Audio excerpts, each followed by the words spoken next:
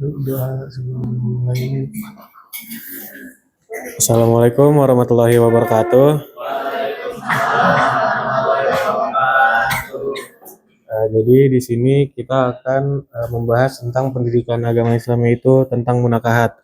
Oke, sebelum kita mulai pembahasannya, marilah kita berdoa terlebih dahulu. Doa menurut agamanya. Tadi kita suruh berdoa dulu. Iya. Marilah kita berdoa terlebih dahulu. Bismillahirrahmanirrahim. Rabbi zidni ilman warzuqni fahma. Amin. Ya, kata Pak. Ya bisa. Rabbi syrahli sadri wa yassirli amri wahlul 'uqdatam min lisani yafqahu qawli. Ya. Scroll.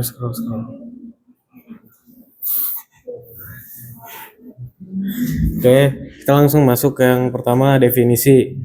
Istilah munakahat itu berasal dari bahasa Arab yang bersumber dari akar kata na, ka, dan ha, yang dalam bahasa Indonesia diartikan sebagai kawin atau pernikahan yang diatur dalam Islam. Dalam syariatnya, nikah adalah transaksi, perjanjian, kegiatan yang harus diucapkan di depan saksi. Perjanjian nikah disebut dengan akad nikah. Sebaliknya, perceraian juga terlaksana dengan perkataan dan ucapan. Sesaat setelah berakad, maka konsekuensinya akan timbul kewajiban dan hak, juga larangan, sehingga segala sesuatu yang dikerjakan dalam pernikahan akan masuk ke dalam kaidah ibadah.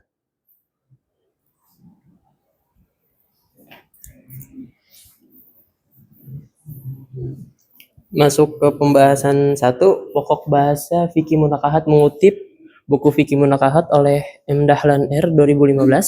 Ruang lingkup yang menjadi pokok bahasan dalam fikih munakahat adalah meminang, menikah, dan talak, serta seluruh akibat yang disebabkan oleh ketiganya.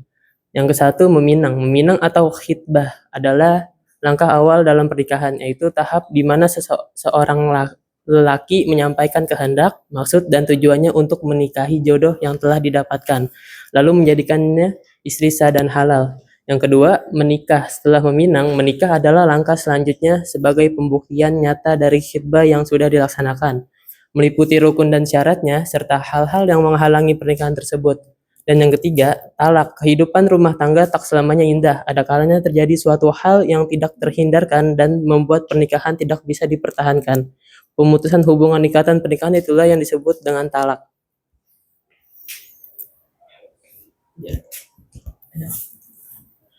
Tujuan pernikahan antara lain untuk memiliki keturunan. Namun yang penting itu adalah menjalankan sunnah, menggapai kesucian, memenuhi hasrat biologis, menjauhi dan dari maksiat dan dosa besar. Ini ada kutipan suratnya dari An-Nur ayat 33 yang berbunyi Bismillahirrahmanirrahim.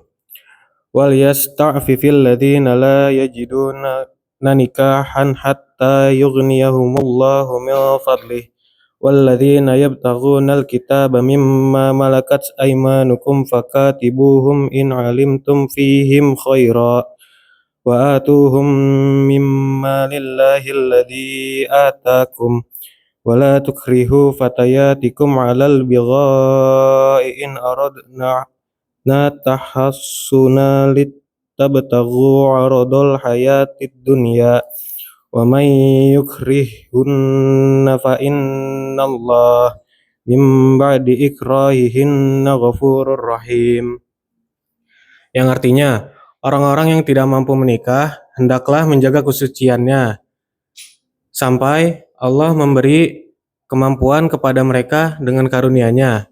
Surah An-Nur ayat 33 ini mengajarkan bahwa jika solusi munakahat atau pernikahan belum dapat diwujudkan karena ketidakmampuan, maka solusi alternatif yang wajib dilakukan untuk menghindari perzinahan yaitu dengan menjaga kesucian diri. Antara lain menghindari perzinahan dengan cara berpuasa, berolahraga, menghindari waktu luang tanpa ada yang dikerjakan, menyibukkan diri dengan belajar dan beribadah. Berikutnya kita masuk ke pengamatan penerapan. Jadi dari yang kita hasil pengamatan kita, pelaksanaan akad yang sah dan tercatat. Melangsungkan pernikahan sesuai dengan rukun dan syariat, ada calon suami, istri, wali nikah, dua saksi, dan ijab kabul. Selain itu, mendaftarkan dan mencatatkan pernikahan secara resmi di kantor urusan agama atau yang biasa kita sebut dengan KUA untuk memenuhi aspek legalitas negara. Dua, memenuhi hak dan kewajiban. Suami dan istri berkomitmen untuk saling menghargai, jujur, berkomunikasi secara efektif. Suami melaksanakan kewajiban memberi nafkah lahir dan batin, sementara istri melaksanakan kewajiban mengurus rumah tangga dan mentaati suami dalam kebaikan, serta kedua belah pihak bersama-sama mendidik anak sesuai ajaran Islam. Dan yang ketiga, berlandaskan agama dan akhlak. Ketika memilih calon pasangan, prioritas utama diberikan pada ketaatan beragama dan akhlak yang baik, seperti yang dianjurkan Rasulullah SAW. Hal ini dilakukan melalui proses ta'aruf, perkenalan, dan khitbah lamaran yang syar'i, menjauhi pacaran yang melanggar norma agama. Berikutnya masuk ke masalah menurut beberapa artikel jurnal. Yang pertama itu campur tangan dari keluarga. Haji Riyadul Afkar menurut penjelasannya pihak keluarga seperti mertua, ipar, atau lainnya dalam keluarga. Banyak kasus keluarga yang hancur berantakan karena ikut campurnya pihak keluarga dalam kehidupan suami istri. Yang kedua, orang ketiga. Ini adalah suatu yang bisa merusak keharmonisan rumah tangga. Bisa terjadi ke suami maupun istri. Terjadinya perselingkuhan dan berakhir dengan perceraian. Dan yang ketiga, masalah ekonomi. Keluarga karena tidak bisa memenuhi kebutuhan dasar keluarga mulai sandang, pangan, atau papan. Sebelum menikah, kita harus siap dalam segala hal, termasuk siap dari segi ekonomi. Suami sebagai kepala keluarga harus punya pekerjaan agar bisa memberi nafkah keluarganya.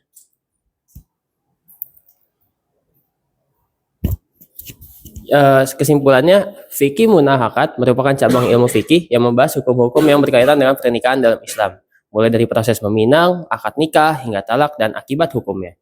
Pernikahan dipandang bukan sekadar ikatan sosial, tetapi juga sebagai ibadah dan perjanjian suci yang menimbulkan hak, kewajiban, dan tanggung jawab antara suami dan istri. Dalam pelaksanaannya, munakahat menekankan pembentukan keluarga sakinah, mawaddah, warohmah melalui pemahaman hak dan kewajiban masing-masing. Larangan pernikahan serta pentingnya tanggung jawab sosial terhadap orang tua dan anak. Di Indonesia, ajaran ini diterapkan melalui pendidikan agama, bimbingan pranikah, dan peraturan hukum yang diatur pemerintah. Namun, masih terdapat kendala seperti campur tangan keluarga, orang ketiga, dan masalah ekonomi yang dapat mengganggu keharmonisan rumah tangga.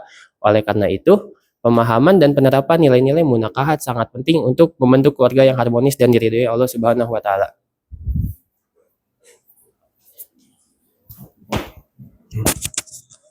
Jadi menurut kami akan pembahasan ini yaitu materi munakahat ini itu membahas segala sesuatu yang berkaitan dengan pernikahan dan kehidupan berkeluarga dalam Islam. Inti dari materi munakahat adalah menetapkan panduan dan aturan hukum syariat untuk membentuk dan menjaga rumah tangga yang harmonis sesuai dengan tuntunan agama.